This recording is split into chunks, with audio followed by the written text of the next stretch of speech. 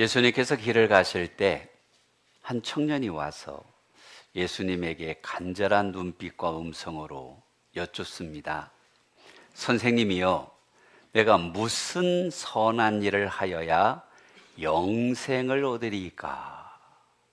이 청년에게는 예수님을 만나고 싶은 열망 가운데 영생에 대한 열정이 있었던 것을 볼 수가 있습니다. 특이하게도 사복음서 가운데 마태, 마가, 누가복음 세 곳에서 이 청년에 대한 이야기를 다루고 있다라는 것입니다. 여러분, 마가는 그를 부자 청년이라고 이야기를 해주고요, 누가는 그를 가리켜 관원이라고 이야기를 합니다. 이 관원이라는 것은 그 당시에 사내들인 공의원을 말하는 것인데, 요즘 말로 하면은 적어도 국회의원쯤의 신분을 이야기하는 것으로 이해할 수가 있습니다. 그리고 마태는 그의 나이를 가리켜 청년이라고 이야기를 하거든요. 가만히 보면 이 사람은 젊고 부자고 권력도 가졌고, 가질 거 다 가진, 남부러울 것이 없는 사람이 이 청년이라고 이야기를 할 수가 있는데요, 특별히 오늘 본문은 그뿐만이 아니라 믿음의 수준이 상당히 높은 사람이다 라는 것을 가르쳐 주고 있습니다. 예수님이 그랬잖아요. 살인하지 말라, 간음하지 말라, 도둑질하지 말라, 내 이웃을 사랑하라. 그런 말씀들을 계명을 이야기할 때에 청년의 대답이 20절에서 이렇게 말씀을 합니다. 그 청년이 이르되 이 모든 것을 내가 지켰사온데 아직도 무엇이 부족하니까? 아멘. 이 모든 주님이 말씀하신 율법을 내가 다 지켰습니다. 할렐루야. 예수님 앞에서 이 정도 장담할 정도면 그가 얼마나 경건하게 살기 위해서, 말씀 안에 살기 위해서 노력했는가 하는 것들을 짐작해 볼 수가 있는 것입니다. 마가는 한 문장을 더하는데요, 마가복음 10장을 보시면 그가 여짜오되 선생님이여 이것은 내가 어려서부터 다 지켰나이다. 자, 앞에 성경하고 다른 단어가 하나 있죠? 어려서부터 이 말씀을 다 지켰습니다 라고 덧붙이고 있습니다. 그러니까 이 청년은 이름은 없지만 어려서부터 신앙훈련을 받아서 말씀 안에 거하고 예수님 앞에 흠이 없을 정도로 거의 아주 최고의 높은 수준의 믿음의 생활을 하고 있다라고 가르쳐 주고 있는 것이죠. 마가복음을 보면 10장을 보면 21절에 이렇게 말씀합니다. 예수께서 그를 보시고 사랑하사. 사랑스러웠다는 거예요. 참 이뻤다라는 것입니다. 그의 인간됨과 진실됨과 신앙을 한눈에 보실 수 있는 예수님께서 이 청년을 볼 때 참 사랑스럽다, 이런 표현이 성경에 거의 없죠. 그 믿음을 보시고라는 말씀은 많이 있지만 사랑하사라는 표현은 많지 않습니다. 그러니까 예수님께 인정받는 믿음의 수준, 그렇게 이해할 수가 있는 것이지요. 수준이 높아서 모범생 중에 모범생이었다라고 말할 수가 있는 것입니다. 근데 예수님이 아주 뜻밖의 말씀을 이 마가복음 20장 21절에서 이야기하시거든요. 예수께서 그를 보시고 사랑하사 이르시되 내게 아직도 한 가지 부족한 것이 있으니 가서 내게 있는 것을 다 팔아 가난한 자들에게 주라. 그리하면 하늘에서 보화가 내게 있으리라. 그리고 와서 나를 따르라 하시니. 아멘. 다 좋은데 한 가지 부족한 게 있다는 거예요. 내 소유를 팔아서 가난한 자들에게 줘라. 그리고 와서 나를 따르라 라고 말씀하거든요. 그러니까 이 청년은 어쩌면 칭찬을 기대했을 것 같은데 본문을 보는 제가 들어도 부담스러운 말씀, 부족한 게 있는데 팔아서 가난한 자에게 주고 그 다음에 나를 따라와라, 이렇게 말씀을 하고 있다라는 것이죠. 예수님이 왜 이 사람에게 그리고 와서 나를 따르라 말씀하셨을까? 이 주제로 오늘의 말씀들을 상고하려고 합니다. 첫째는 믿음의 수준을 올리라 말씀하시는 것이지요. 우리에게는 다 믿음의 수준이 있습니다. 어떤 사람은 A 플러스의 수준이 있고 어떤 사람은 B 플러스의 수준이 있을 것입니다. 여러분, 이 청년이 제가 볼 때는 유대인의 관점에서는 A2뿔이라고 말할 만큼 탁월한 신앙인입니다. 율법도 지키고 예배도 드리고 기도 생활도 하고 아무런 하자가 없는 사람입니다. 그런데 예수님이 그 A 플러스가 아니라 다른 차원, 더 높은 수준, 사실 성적 A 플러스 이상은 없잖아요. 근데 그보다 다른 차원의 신앙을 말씀하고 있다는 것이 중요한 것입니다. 마태복음 19장 21절 우리 함께 읽겠습니다. 예수께서 이르시되 내가 온전하고자 할진대 가서 내 소유를 팔아 가난한 자들에게 주라. 그리하면 하늘에서 보화가 내게 있으리라. 그리고 와서 나를 따르라 하시니. 아멘. 마가복음에서는 한 가지가 부족하다 했는데 마태복음에서는 온전해지기 위하여 이것을 하라라고 말씀하고 있다라는 것입니다. 이 말을 좀 제 말로 바꿔보면, 네가 정말 하나님의 복을 받고 싶거든, 내가 진짜로 영생의 은혜를 누리고 싶거든, 이렇게 해야 온전히 누린다라는 말씀이거든요.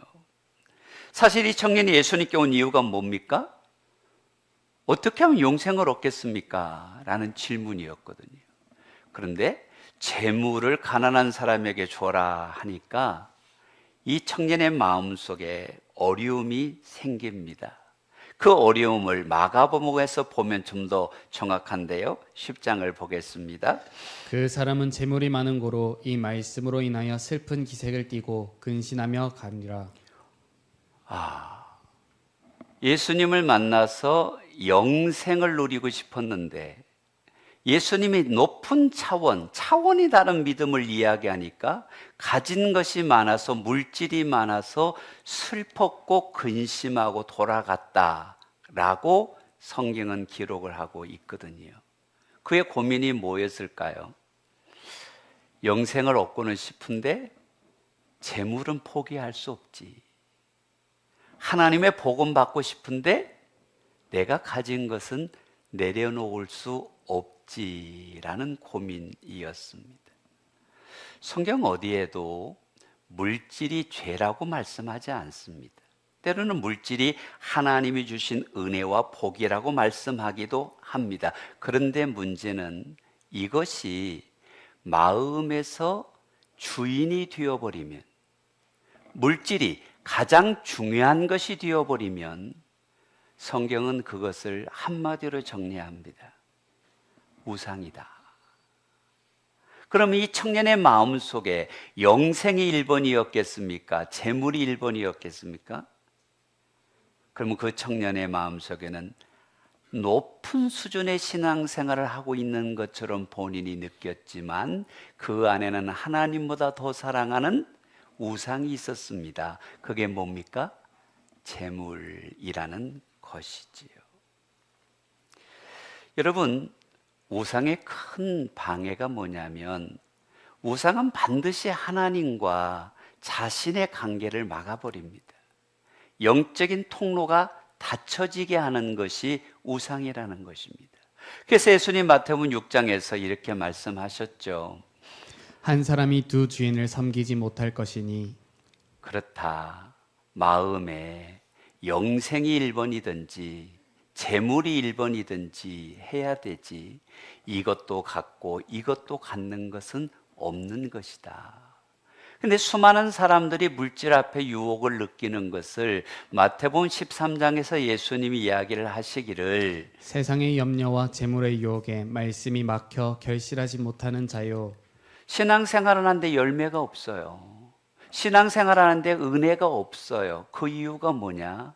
물질 때문에 마음의 주인이 하나님이 아니니까 뭘 못 맺는다는 거예요? 열매를 못 맺는다라는 것입니다. 오늘 말씀을 통해 우리는 마음의 주인을 점검하게 되시기를 바랍니다. 할렐루야. 여러분, 마음의 주인이 누구일까요? 물론 모든 신앙인들은 하나님이고 싶고 하나님이어야 합니다. 그러나 24시간 중에 내 마음의 주인은 누굴까? 누가 내 마음의 주인을 차지하고 있을까? 여러분, 혹시 물질이 여러분의 마음의 주인처럼 명령을 하고 있는 것은 아닐까요?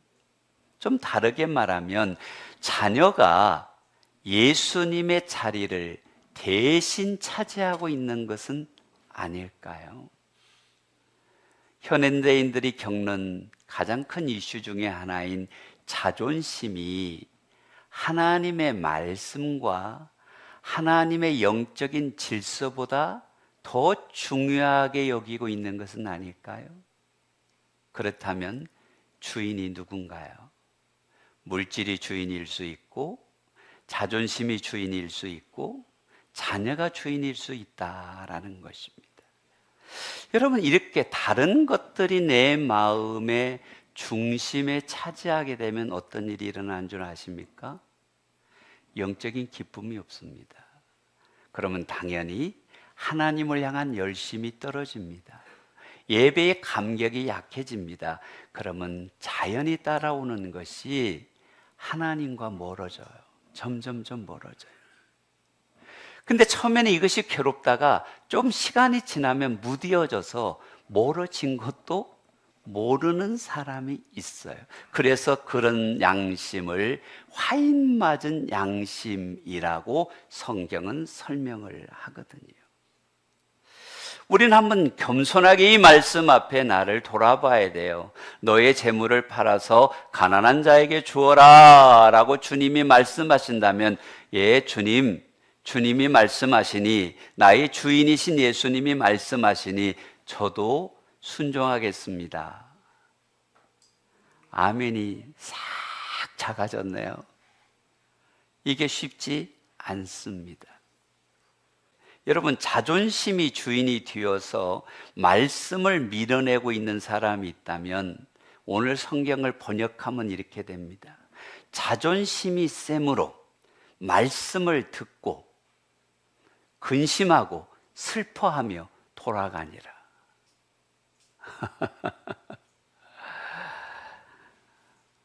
진짜 양심이 단단한 사람은 이렇게 말해요. 그래서 뭐 웃자라고 해. 그거는 아예 점수가 안 나오는 신앙이에요. 여러분, 무엇이든지 마찬가지예요. 우리의 마음의 주인의 자리를 다른 것이 찾아오면 이 청년처럼, 부자 청년처럼, 권세 있는 청년처럼 예수님에서 멀어진다라는 것입니다.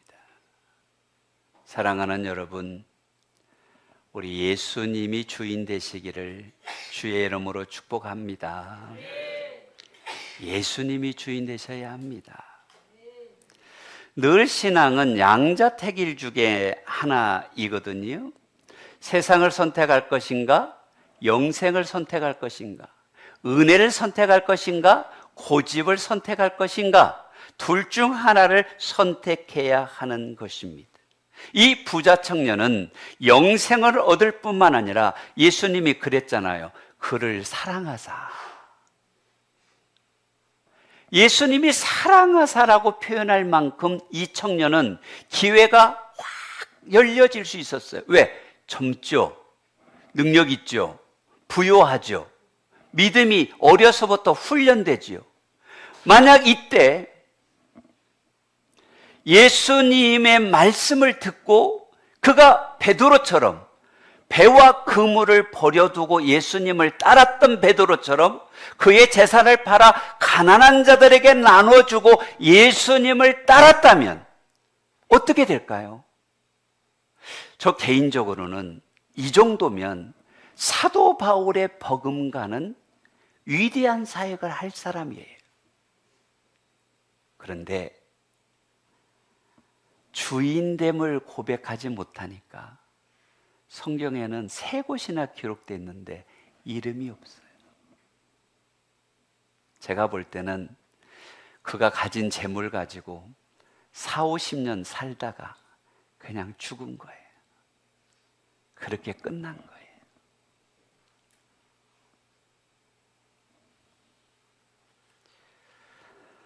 그 40-50년이 풍부하고 넘치고 풍족했을지는 모르지만 이름 없이 그렇게 살다가 그대로 죽은 거예요.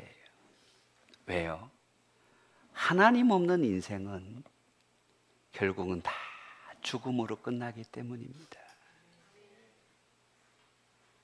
왜 우리가 말씀 앞에서 나의 고집을 이야기할까요? 나의 자존심이 중요하다고 말할까요? 내가 바쁜 일이 있다고 이야기할까요? 이 부자 청년의 교훈을 우리는 가슴 깊이 담아야 합니다. 베드로가 많은 걸 갖지 않았지만 버렸기 때문에 그는 수제자요 교회의 열쇠를 가진 자라고 칭찬받고 인정받는 위대한 삶의 차이, 버렸느냐 움켜쥐었느냐. 사랑하는 성도 여러분, 내 감정을 버리면 성령님이 역사합니다. 내 마음속에 악한 생각을 버리면 은혜의 역사가 일어납니다. 여러분, 주님은 조금 더 잘하라는 수준을 이야기하는 게 아닙니다. 삶의 방정식을 완전히 차원이 다르게 주인을 바꾸라. 물질이 아니라 예수님이어야 한다. 이 청년에게 일부가 아니라 전부를 원하셨어요. 그러면 너는 다른 삶을 살 것이다. 제자들을 부를 때 동일한 제자도를 마가복음 8장에서 말씀하시죠. 누구든지 나를 따라오려거든 자기를 부인하고 자기 십자가를 지고 나를 따를 것이니라. 아멘. 주님 따라가실래요? 자기를 부인하라는 거예요. 이 청년에게 자기 부인은 뭐였을까요? 너의 많은 물질을 가난한 자에게 나눠줄 수 있겠니? 라고 예수님이 물으신 거예요. 대부분의 성도들이 내가 믿을 수 있을 때만 믿는 신앙이 아니라 여러분, 믿기 어려울 때도 믿는 신앙으로 수준을 올립시다. 그게 주님이 요청하시는 거예요. 내가 섬기기 좋을 때만 섬기는 신앙이 아니라 섬길 수 없는 형편과 상황이라고 할지라도 신앙으로 올라가는 것, 주님이 원하는 차원이에요. 왜요? 주님만이 생명이시니까. 주님만이 우리의 생명이시니까. 디트리 보네퍼가 그랬죠. 그리스도를 따르기 위한 대가는 일부가 아니라는 거예요. 나의 전부여야 한다. 할렐루야. 그러면 주님이 왜 이렇게 힘든, 어려운, 차원이 다른 믿음을 우리에게 요청하실까요? 왜 이렇게 수준을 올리려고 하실까요? 아이고, 너무 힘들게 하시는 거 아니에요? 라고 반문할 수 있지만 성경에서 말하는 진리는 아주 정확합니다. 더 하려고, 더 큰 은혜 주시려고, 더 크게 쓰시려고, 더 큰 복을 주시려고. 할렐루야. 주님이 우리를 힘들게 하려고 하는 것이 아니라 더 존귀하게 쓰시려고, 더 큰 은혜를 주시려고, 더 큰 복을 주시려고 수준을 높이라고 말씀하십니다. 이 이르시되 시리즈를 보면서 은혜 받는 분들을 보니까 믿음의 수준이 좀 있는 분들이 더 깊게 은혜를 받더라고요. 근데 믿음이 어린 분들이 마음이 힘들어 하시는 것 같아요. 내 주님이 말합니다. 너의 수준을 올리면, 믿음의 수준을 올리면 내가 더 큰 복을 주겠다. 이제 평범한 믿음에서 비범한 믿음으로, 좋은 믿음에서 교회와 세상을 변화시키는 믿음으로 수준을 확 올립시다. 아멘. 우리 백향목교회 수준이 그저 그런 믿음이 아니라 주님께서 기뻐하시도록, 주님께서 감동하시도록 그런 수준으로 올리십시다. 기도는 누구나 해요. 근데 응답받는 수준, 믿음의 씨앗은 누구나 뿌리지만 열매를 거두는 수준, 좀 차원 높은 수준으로 우리 올라가입시다. 아멘. 존 버년이 그랬죠. 내게 더 필요한 것은 재물이 아니라 더 많은 하나님이다. 하나님을 누리셔야 돼요. 성도 여러분, 베드로는 버려서 예수님의 위대한 제자가 됐고, 바울 사도와 버금갈 만한 자질을 갖췄으나 움키워 쥐었더니 그저 그렇게 살다 죽은 자가 있습니다. 여러분은 어떤 걸 선택하실래요? 믿음의 길을 선택합시다. 두 번째로 축복의 기준을 바꿔야 합니다. 예수님께서는 부자 청년이 슬픈 얼굴로 돌아서는 모습을 보면서 19장 23절에 말씀하시죠. 예수께서 제자들에게 이르시되 내가 진실로 너희에게 이르노니 부자는 천국에 들어가기가 어려우니라. 다시 너희에게 말하노니 낙타가 바늘귀로 들어가는 것이 부자가 하나님의 나라에 들어가는 것보다 쉬우니라 하시니. 아멘. 근데 예수님이 부자가 천국에 들어가는 것이 낙타가 바늘귀에 들어가는 것보다 어렵다는 말씀을 듣고 충격을 받아가지고 25절에 이렇게 말합니다. 제자들이 듣고 몹시 놀라 이르되 그렇다면 누가 구원을 얻을 수 있으리까? 이게 백목사 이렇게 읽었으면 좋았을 것 같아요. 제자들이 듣고 몹시 놀라 이르되 누가 구원을 받을 수 있겠나이까? 놀랬어요. 왜 그런지 아십니까? 그 당시에 구약의 사고방식이기 때문입니다. 아브라함이 하나님을 잘 믿으니까 창대한 복을 받았어요. 이삭이 하나님의 말씀을 따르니까 100배나 거두는 거부가 되었어. 욥이 하나님을 잘 따르니까 갑절의 복을 받았어. 그러니까 이스라엘 백성들은 복은 하나님이 주시는 거야. 복을 많이 받았다는 건 하나님을 잘 믿는 거야 라는 방정식이 있는 거예요. 근데 부자가 천국에 못 들어간다? 그러니까 이게 자기들이 갖고 있는 신앙의 사고방식으로 이해를 할 수가 없는 거예요. 여러분, 오해하면 안 될 것이 부자 천국 금지령이 아닙니다. 부자도 천국 가는 자가 있습니다. 그런데 누가 못 가느냐? 돈이 많아도 말씀에 순종하는 자는 들어가는데 돈이 없어도 말씀에 불순종하는 자는 못 들어가요. 이 청년에게 묻는 거예요. 너의 마음의 1번이 물질이냐 영생이냐? 그래서 예수님이 말합니다. 야, 부자는 못 들어간 게 아니라 사람은 못하지만 하나님은 할 수 있다는 거예요. 26절을 봅니다. 사람으로는 할 수 없으되 하나님으로서는 다 할 수 있느니라. 아멘. 예수님은 부유함을 이야기한 게 아니에요. 네 마음에, 우리의 마음에 1번이 누구냐? 주인이 누구냐? 이 말씀 가운데 우리가 깨달아야 할 것은 진정한 복은 물질이 아니라 하나님과의 친밀함인 줄로 믿습니다. 돈은 굉장히 편리합니다. 그리고 자신의 것을 마음껏 누릴 수 있는 통로이기도 합니다. 그러나 그것이 하나님의 임재를 대신하지는 않더라고요. 여러분, 많은 돈을 가진 사람도 평안이 없는 사람이 있습니다. 그러나 성령님께 사로잡히면 불안은 떠나가고 은혜가 역사하고 희락이 역사하는 줄로 믿습니다. 축복은 소유의 많고 적음이 아니라 누가 주인 되느냐라는 것입니다. 이 진정한 축복은 여러분 세상의 성공이 아니라 하나님과의 함께함이라는 걸 기억하셔야 돼요. 높은 자리가 흔들릴 때가 있더라고요. 제가 며칠 전에 뉴스를 보는데 전 대통령이었던 분이 자기 부하였던 사람과 재판정에서 아이고 싸우는데 참 안 됐습니다. 대통령? 아무나 하는 게 아니잖아요. 근데 높은 자리도 흔들릴 때가 있더라고요. 그런데 기억하셔야 돼요.